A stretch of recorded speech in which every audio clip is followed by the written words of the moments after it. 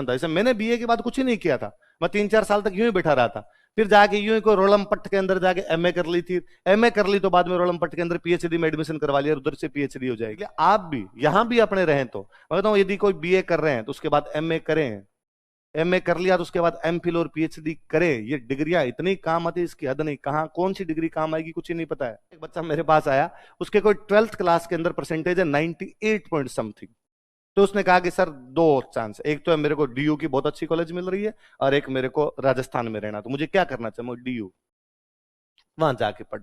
तो सर फिर मैं आरएस की तैयारी करना, नहीं करनी आरएस की तैयारी।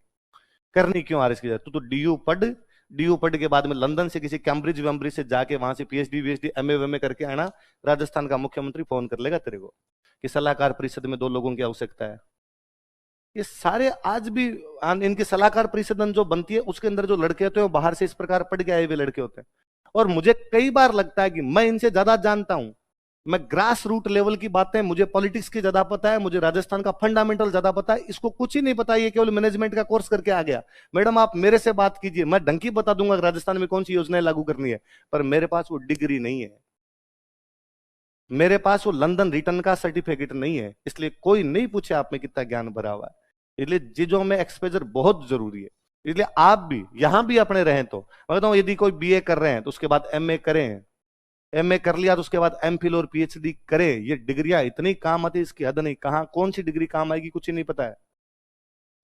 और सबसे ज्यादा जरूरी तो इस आरएस वाले इंटरव्यू में आएगी।